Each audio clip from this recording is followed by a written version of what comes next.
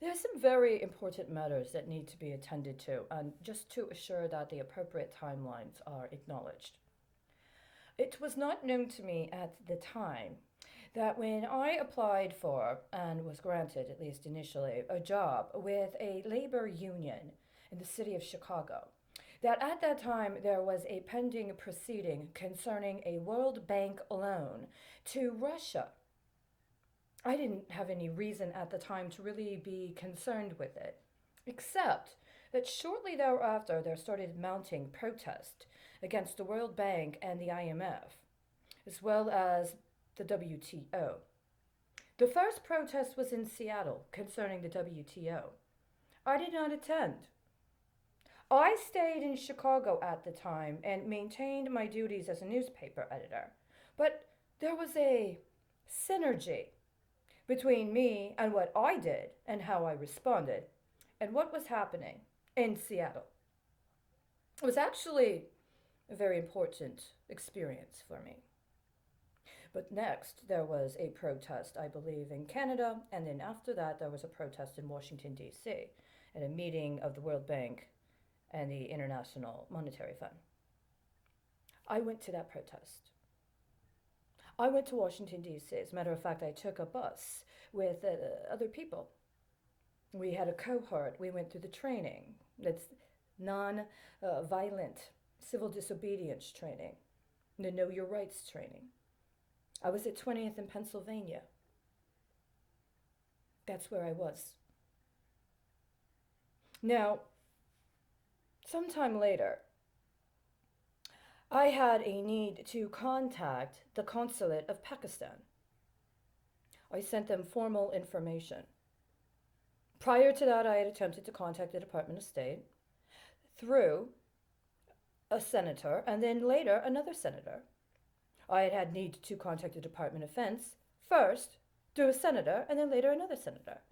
And I had need to contact the Department of Commerce first through a senator and then through another senator. They did not respond. And unfortunately, a matter that could have been prevented was not prevented against. So at some point thereafter, I contacted the Pakistani consulate directly.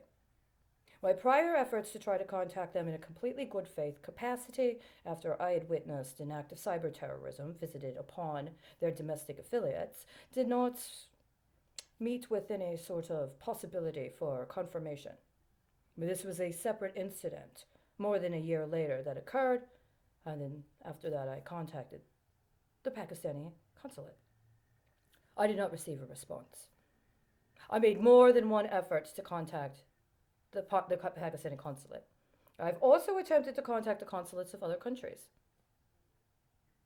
When I contacted them, I gave them information that I understood they may need to be availed of in order to prevent against another terrorist attack comparable to the one that had not been previously prevented. See, I understood that if I had received the appropriate responses from the Departments of Commerce, State, and Defense, then there could have been mechanisms put into place to prevent against the kind of facilitation of financing acts of terrorism comparable to what happened around the time of the terrorist attack that did not get prevented. And so some of those tools, though not all of them, were potentially available were I to have offered them to somebody that could have used them in order to assure that whatever relationship existed between me and my assets were secured against exploitation. I did not have any awareness that what was rather going on is that the reason I wasn't getting any contact back is because somebody else had made a determination that they were going to launder monies and assets in connection with recoveries or restitution that was already due me for my investigative efforts to and through the World Bank. And instead, they were going to misrepresent that it was the World Bank extending a loan to Pakistan rather than me being able to engage directly with Pakistan around what I understood to be a shared commitment to fighting terrorism. Just so you know, that was not a loan provided by the World Bank to Pakistan. That is not what it was. And I contend that is not what it was when Russia was accused of not being able to deliver on commitments to the World Bank in all those years ago. See, at the time, I was not even 21. I was still a teenager. When I had that job originally, I did not end up being able to keep it. I needed an automobile, a vehicle.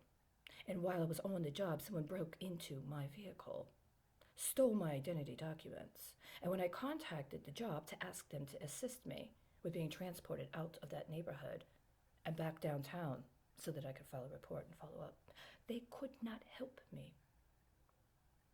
They left me stranded. I'm not stranded anymore. And that loan did not come from or through the World Bank. And the terms of describing it as a loan were fraudulent and inaccurate to begin with, and that was proven decades later when it was attempted again and it got caught real time in the moment.